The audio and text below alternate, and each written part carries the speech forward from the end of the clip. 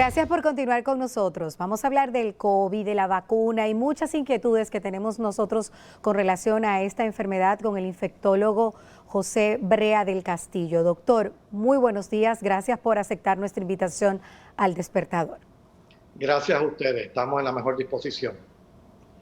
Bueno, doctor, después de 3 semanas bastante escabrosas y de hace unos 5 días una cifra como que nos aterró un poco de 36 personas fallecidas, aunque luego se aclaró, ¿no?, que había ahí como una retrospectiva de casos que no habían sido incluidos.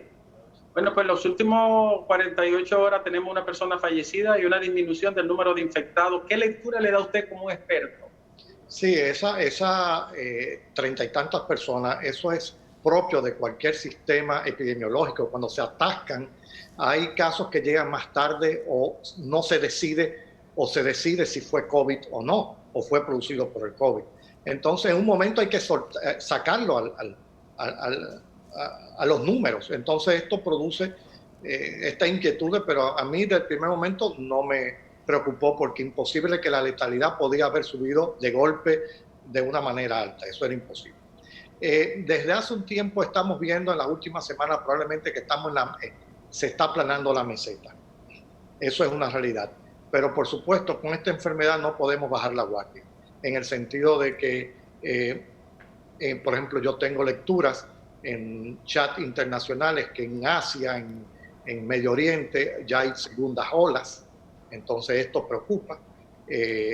También tenemos que entender que si la población en un momento a otro se flexibiliza todas sus actividades, pues podría haber un aumento, un pico.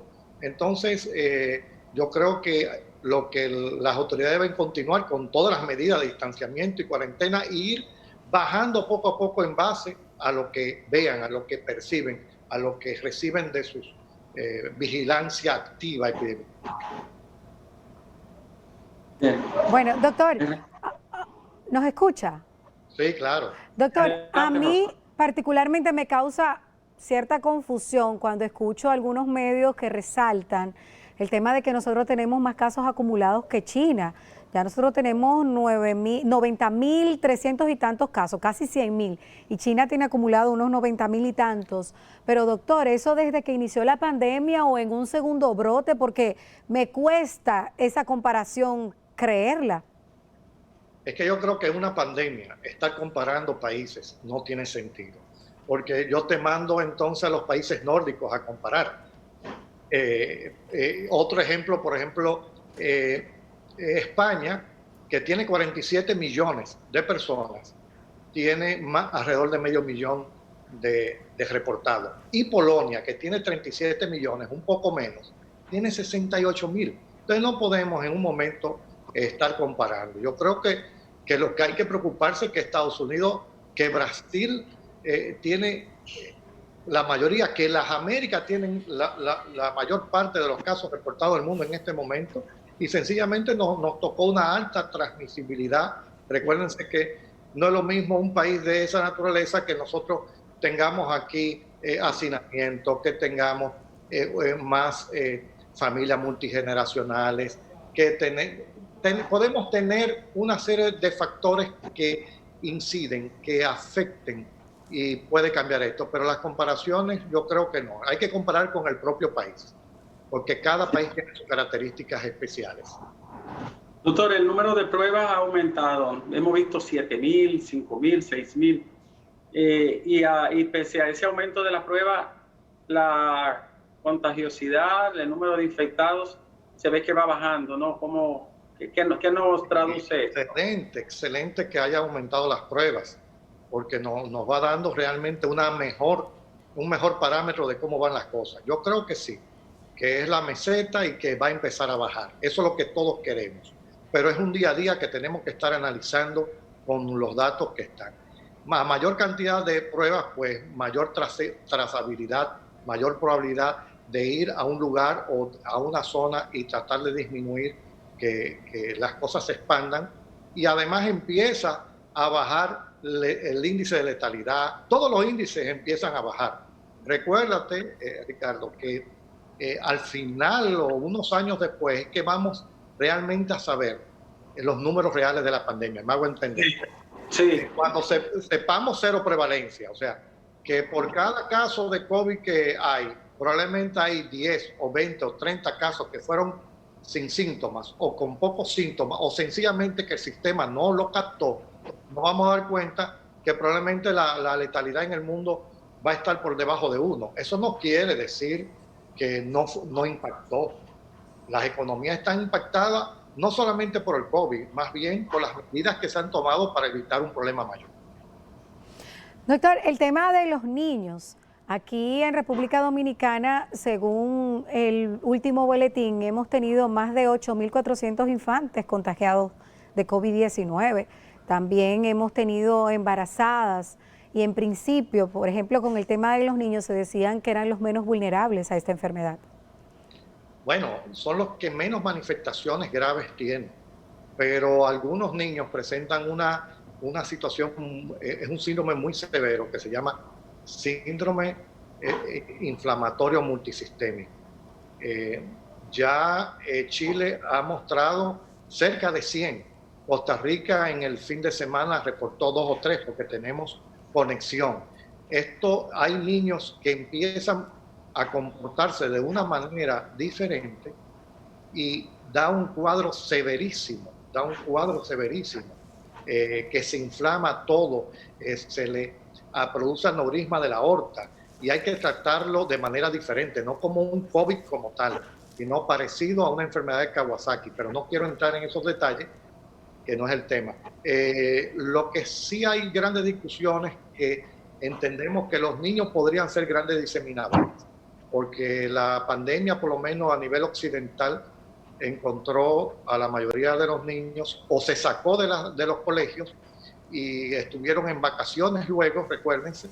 Entonces ahora no sabemos lo que va a suceder con los niños. Pero los niños sí tienen una expresión menor, pero no quiere decir que un niño que no tenga. Y con las embarazadas estamos de acuerdo. Hay una gran preocupación que puede ser igual que influenza, que la embarazada sea afectada más gravemente, más severamente que la persona no embarazada.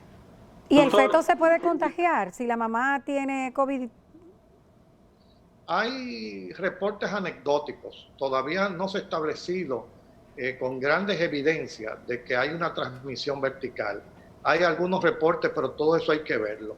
Si sucede, hasta el momento es mínimo, pero estamos abiertos, estamos todos los días conociendo de este virus. Doctor, sobre la respuesta hospitalaria que ha tenido el COVID en nuestro país, ¿cómo se evalúa y ahora cómo nos hace pensar en la atención primaria y en el primer nivel de atención si hubiésemos tenido ese sistema listo?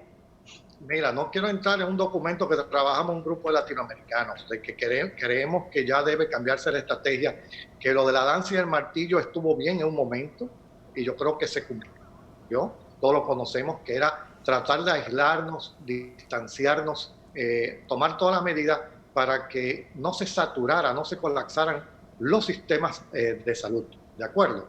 Y yo creo que eso se ha logrado. Yo estoy totalmente seguro de que se ha logrado en el país, en sentido general, por supuesto, y esto ha ayudado a disminuir mortalidad, por supuesto. De todas maneras, todos los días tenemos que ir viendo porque todo puede cambiar. Pero yo creo que ha habido una excelente respuesta de las autoridades anteriores y actuales. Yo creo que incluso actualmente se están preparando a que haya una segunda ola y yo creo que eso es importante, prepararnos ante un subión que pueda venir y si no viene, mejor, pero hay que prepararse. El tema, bueno, de las pruebas, ya Ricardo le ha indicado que se están realizando en los últimos días hasta 7.000 por día. Doctor, el Laboratorio Nacional a partir de hoy va a cerrar sus puertas, ya no va más que a enfocarse en analizar todo el cúmulo de pruebas que tiene. Y he visto en el portal de compras y contrataciones, ya el gobierno había hablado de unas 100.000 pruebas PCR la semana antepasada, que luego llegarían 500.000 la pasada, de esas de soplar. Y ahora veo que han abierto una nueva licitación el 1 de este mes, en la que están adquiriendo unas 500.000 pruebas más para soplar. Si usted no pudiera, por favor, describir en cuanto al diagnóstico, la rapidez y la efectividad de las pruebas que parece que vamos a sustituir de soplar con las pruebas ya PCR, que son con la secreción nasal. Sí, sin lugar a duda, el Laboratorio Nacional, que no tenía atención al cliente, tuvo que de golpe atender a miles de personas. No estaba preparado. El Laboratorio Nacional no está preparado para atención al cliente. Claro, en una respuesta de crisis sanitaria, tú tienes que abrir todas las posibilidades. Yo creo que de las pocas cosas positivas que va a dejar la pandemia es que ya en diferentes partes del país o de la ciudad o de las principales ciudades vamos a tener equipos para hacer PCR y poder tener una vigilancia no para este tipo de virus, sino para todo tipo de enfermedad febril, vamos a decir. Podemos detectar a tiempo un aumento de Zika, un aumento de chikungunya, un aumento de dengue, una situación de otra naturaleza bacteriana. Generalmente las virales son las que más apremian. Lo que yo conozco de las pruebas del aliento, pues simplemente es leída. No tenemos experiencia en esto. Si está aprobado y se está haciendo una licitación, excelente. Yo creo que esto va a disminuir muchísimo todo el tiempo, sobre todo el tiempo, ser más ágil en ese sentido. Sí, funcionan perfectamente y creo que si lo están licitando es que han cumplido una serie de requisitos y normas que realmente están aprobados para su uso. Bueno, cuesta 700 y pico de pesos una y están alrededor de 330 y pico de millones de pesos invertidos para esta nueva compra, 500,000 más. Eso hay que, me imagino que no es todo de golpe, pero sencillamente si funcionan, bienvenidas sean, porque a medida que ampliemos la capacidad de diagnosticar, podemos dar una mejor respuesta y además el país se sinceriza realmente con las estadísticas reales de letalidad, de tasa de infección, de cero prevalencia. Vamos a conocer más nuestra enfermedad. Doctor, el futuro de la vacuna y República Dominicana. Mira, Nieves, tú sabes muy bien porque conoces esta área de medicina. No existe todavía ninguna vacuna aprobada. Las vacunas es una gran carrera que el caballo se puede caer faltando 1 metro. Wow. Entonces... No hay nada seguro. No hay nada seguro. Las cosas pintan bien. Sí. Pintan bien porque se está haciendo una fase 3. Los estudios, pero en este caso vacunas, se hacen primero preclínicos en animales. Si ven que hay una buena respuesta, pasen a fase 1, que han oído. Fase 1 lo que mide es seguridad. Cuando ven que a un grupo pequeño le pusieron la vacuna o esta investigación de un medicamento, de un biológico, y ven que no hay problemas, pasan a fase 2, aumentan la cantidad de humanos y prueban eficacia. Eficacia quiere decir que ese producto está logrando que el organismo se defienda y saque anticuerpos adecuadamente. Cuando esto es positivo, se pasa al gran estudio que generalmente para estas pruebas deben ser entre 20 y 40,000 personas. Wow. Y van a ser 2 dosis. Generalmente la mayoría son 2 dosis de las 8 vacunas que OMS hoy reconoce que están en fase 3. ¿Cuál es la más avanzada, doctor? En realidad, ¿cuál es la que está más avanzada? Bueno, cuando tú estás en fase 3, lo que va a variar son los tiempos que tú comenzaste a hacer el estudio. Hay algunas vacunas que por el tiempo que empezaste a hacer los estudios y que es menos complicado, podrían estar más. Hay algunas vacunas de origen chino y uno precisamente de un instituto muy conocido privado, probablemente tenga disponible más rápidamente, porque se fue por una tecnología ya probada, no por una nueva tecnología.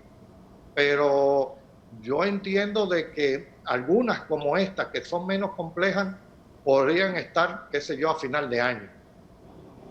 Digo, final de año, que hayan cerrado el estudio y hayan visto que se puede utilizar y que los gobiernos locales, pero luego todas las otras vacunas europeas y norteamericanas básicamente, pues tienen también un muy buen perfil, van a tardar un poco más porque es tecnología nueva y yo creo que esas vacunas van a estar disponibles independientemente que Trump lo quiera o no, después de las elecciones de Estados Unidos de noviembre. Va a ser después. Sí, va a ser después. Doctor, pero nosotros, por ejemplo, estamos haciendo fila, cogimos nuestro ticket ya con la vacuna de Oxford. ¿Cómo usted califica esta acción del gobierno de apartar vacunas para 10 millones de dominicanos. No, son no 10, son 5. Recuerden que son 10 millones de dosis y son 2 dosis. Ah, ok, 10 millones de vacunas para 5 millones de dominicanos. Sí. No son 2 dosis. ¿No? ¿Y cómo se va a seleccionar a qué dominicano se le pone y a cuál no? Ok, ya un tema importante. 2 cosas. En el año, Estados Unidos, con las 5 farmacéuticas principales, ha dado tanto dinero que tiene asegurado 5.000 millones de dosis. Ay, mi madre. Eso no es que se lo van a dar, sencillamente que la primera que salga lo va a tomar. Entonces, hablando de un mundo equitativo, yo no creo que sí. Europa ha asegurado 1.500 millones de dosis con las 5 farmacéuticas. Entonces, es muy bonito hablar de que hay una idea de que todo sea equitativamente distribuido, pero en la vida real no es así.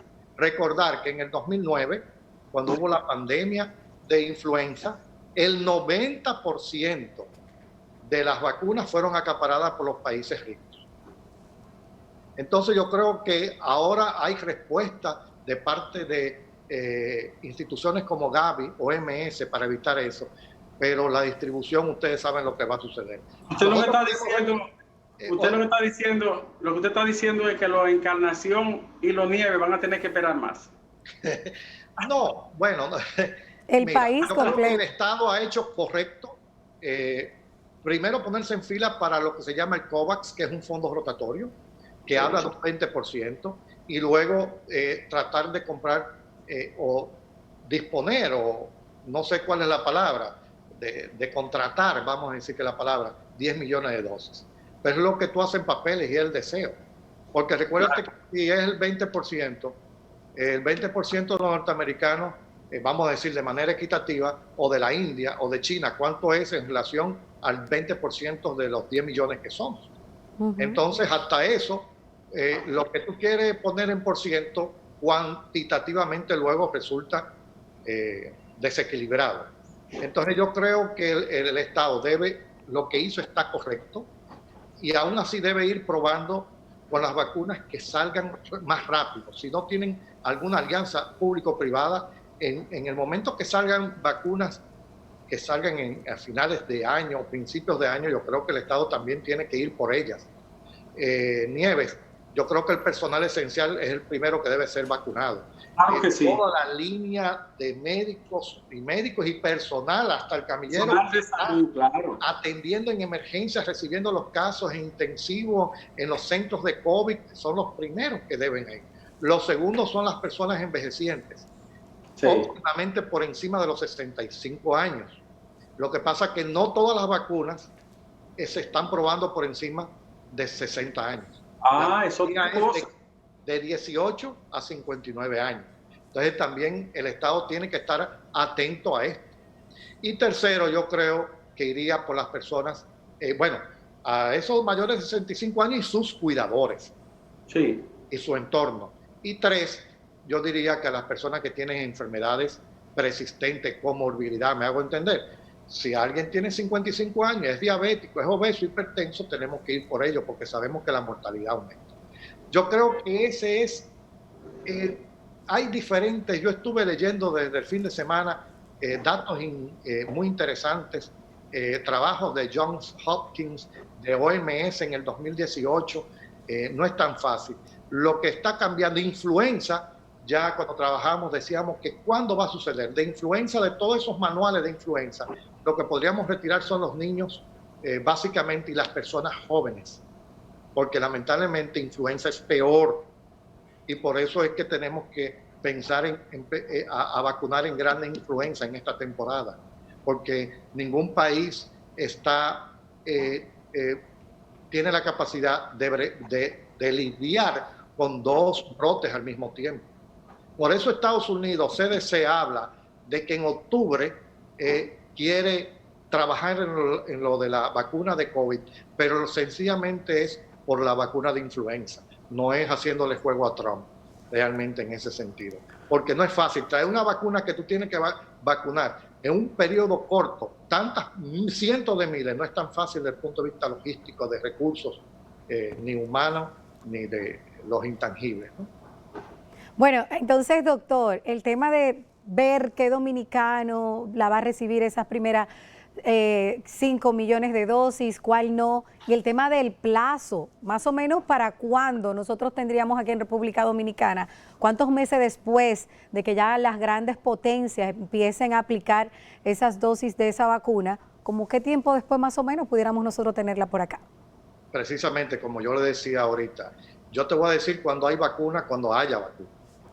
Cuando se aprueben las vacunas, yo te voy a entonces decir, porque fíjense, se aprueba una vacuna y ahí empieza todo el proceso de post-marketing. Cuando se dice post-marketing es que ya, vamos a suponer, llega a un país, se trabaja, al otro país se trabaja. Y fíjate que hay algunas vacunas, les voy a decir algunos trucos, que son sub-cero. ¿Qué significa esto? Que se debe mantener a menos 60 grados centígrados. Eso va a ser un problema para los países industrializados. Para nosotros va a ser imposible manejar, al menos de que alguna vacuna esté dando soluciones a esa situación que yo tengo entendido. Pero las vacunas norteamericanas generalmente son sub-cero, o sea, por debajo de 70. ¿Qué te puedo explicar? Que la mayoría de las vacunas en una neverita que lo tienen programado, una neverita de las que tenemos, pero de las ejecutivas. De 2 a 8 grados, sí, pero no solamente ejecutiva, eso tiene especial para vacuna, única para vacuna, se tiene que estar midiendo, debe haber una cadena de frío que se mantenga, debe haber un inversor, debe haber una planta, todo eso. No lo pensamos, pero es así para mantener la cadena de frío. Entonces, imagínate adquirir neveras por debajo de 60 grados, eso no vamos a poder. Por eso tenemos que irnos también por el tipo de vacuna. Y yo creo que no estamos yendo por el tipo de vacuna. Pero le voy a decir algo, hablamos de 10 millones de dosis. Yo quisiera esas 10 millones de dosis, pero ¿cuándo va a estar disponible para República Dominicana? Ahora yo estoy pensando en República Dominicana, porque van a llegar y esto va a ser una garata con puño. No va a ser tan fácil. Doctor, ¿por qué algunos países como México y Argentina estuve viendo como que aseguran no obtener primero ellos? No, lo que ellos...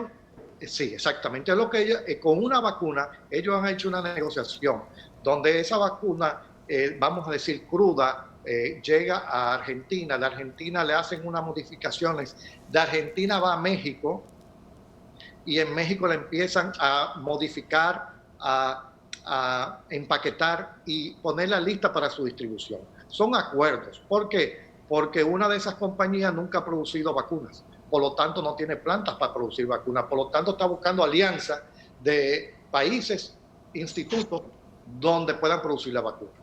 Eso es un detalle que uno apuesta, independientemente, la primera vacuna que esté disponible para el país es la mejor, y la que se haya hecho un acuerdo, la mejor, y la que se pueda hacer un acuerdo, también la mejor. Pero no hay la menor duda que las casas que producen vacunas son las más seguras para hablar de que el producto llegue más rápido, porque tiene los canales de distribución. Yo te doy 2 millones de vacunas y dices, repártalo. No, pero yo no tengo nada para repartirlo y distribuirlo y llevarlo al mundo entero, llevarlo. Pero las casas de vacunas trabajan en eso. Por ejemplo, hay casas de vacunas que tenían una vacuna planeada y estamos hablando de, vamos a decir, instalaciones enormes y han parado su producción para trabajar en la del COVID. Que si la del COVID les resulta, entonces esas instalaciones van a ser utilizadas para su producción. De lo primero, producción, con todo lo riguroso que hay, evitar todo tipo de situaciones, luego pasar controles que no se imaginan, luego empaquetarla, vamos a decir, y todo esto de cadena de frío, y luego tener una distribución, imagínate 100, 200 aviones diarios, llevándolo a los diferentes lugares y donde llega en una aduana con cadena de frío y donde va a llegar. Y no solamente eso, sino que llegar, hay que sentarnos realmente, los programas ampliados de inmunizaciones de toda Latinoamérica deben en este momento sentarse a una reestructuración, porque cuando les lleguen no están preparados para esa gran cantidad de vacunas, ¿dónde almacenar? Porque es muy bonito, tantas vacunas, las vacunas no son átomos, te está llegando paquetes, te está llegando furgones, te está llegando camiones. ¿Dónde tú lo vas a meter si ya tú tienes la otra vacuna? Y ojo, que quiero resaltar, que en Latinoamérica se ha visto, y en todas partes del mundo, que las otras vacunas han disminuido la cobertura de la otra vacuna. Por ende, Eso por asunto peligroso. de la Es pandemia. decir, que pueden surgir brotes de otras enfermedades, Claro. que se ha descuidado la parte descuido. científica. La palabra probablemente no es descuido. Hay muchas cosas. Si no ha disminuido, primero porque la gente tenía miedo de ir por la cuarentena, por el distanciamiento, por quédate en casa, porque muchas de esas enfermeras vacunadoras tuvieron que pasar a otro programa. Y fíjense un ejemplo que pasó en África, y estas cosas le gustan mucho a Nieves, al doctor Nieves, de que cuando hubo la epidemia de ébola, Ajá. todo se fue a concentrarse a evitar la epidemia de ébola y aumentaron las muertes por VIH, por tuberculosis, por malaria, por sarampión.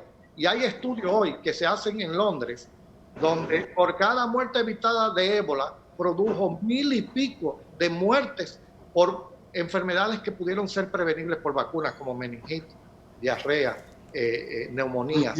Y eso es lo que se llama una priorización errada, ¿no? Bueno, errada no, yo creo que eso es lo que se llama verdaderamente una crisis sanitaria. Sí, pero tú priorizas a un lado y te descuidas o abandonas o dejas de atender el otro. Tu Pero en esto prioridad no hemos dicho que es lo aunque correcto. tú hayas descuidado, la gente no fue a vacunarse. Sí, Sí, por el Y quédate en no casa. estaban los niños. el sistema fue que falló porque tú tienes que tener los elementos clave para que eso no ocurra, porque se llama sistema por eso. Sí, pero es un poco difícil. Yo creo que es una gran experiencia y por eso decía de las cosas que vamos a seguir. Sí, es una experiencia tremenda, ¿no? Pero ahora mismo todos los programas ampliados de inmunizaciones deben en un momento empezar a trabajar en serio. Primero, para recibir la vacuna, que eso es un dolor de cabeza. Recibir una vacuna obligada, no planificada, de golpe, en grandes cantidades, para cubrir una gran cantidad. O sea, la gente no va a ir donde ti. Tú tienes que ir a esos grupos al principio que hablamos, el personal esencial. Y además de eso, que tú tengas que seguir poniendo las vacunas y que la gente quiera ir. Claro, estoy de acuerdo. Nosotros proponemos, hay un documento también de un grupo latinoamericano, sacar los centros de vacunaciones de los hospitales, llevarlos a los parques públicos, a los colegios, en las explanadas en los colegios, aunque no se estén utilizando.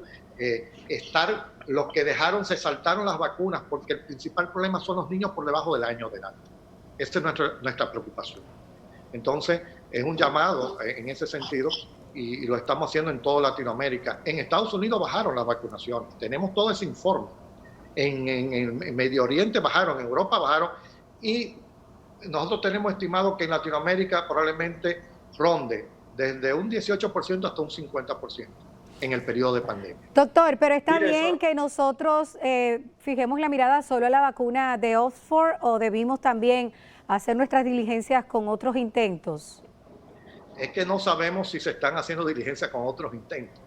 Yo creo que negociaron con una vacuna o con un grupo que le ofrecieron buenas posibilidades, pero también el Estado se puso, recuérdate, en el COVAX, que es para recibir teóricamente un 20%. Cuando lo del COVAX, lamentablemente puedo decir que va a ser probablemente después de la mitad del próximo año. Wow. Y ahí eso puede variar. Bueno, doctor, solo le iba a añadir ese dato que usted mencionó, así que la gente casi no se da cuenta. Todas las personas que dejaron de ir a su consulta, las cirugías que estaban previstas para realizarse no se hicieron, los niños que dejaron de vacunarse, los diabéticos que no fueron a la cita y por lo tanto se descontrolaron, los accidentes cerebrovasculares que habían en fase o que se habían... Doctora, ahí hay una mortalidad tremenda, silenciosa, que el COVID causó sin haber infectado a nadie. Quimio, radioterapia. Quimio, o sea, es una catástrofe lo que produce una pandemia cuando tiene esa característica. Así mismo. Y cuando tú vas y el que te atendía de salud se murió, entonces tú vuelves. Se te murió tu médico. Sí, eso es algo, pero no obstante, esos son retos. Y yo creo que todos tenemos que enfrentarlo y buscarle soluciones y empezar en cero ante algo nuevo y ir mejorando. O sea, ya sabemos que la cobertura bajaron, ya sabemos que viene una vacuna, pues tenemos que prepararnos seriamente en este sentido. Yo en eso soy muy optimista. O sea, el problema está, pero tenemos que salir adelante. Tenemos que volver a los niveles de cobertura igual. Y yo estoy seguro que vamos a salir esto del COVID como hemos salido de la influenza. Y con más razón, vacunar contra influenza en el mundo más que nunca. Porque influenza es peor que COVID.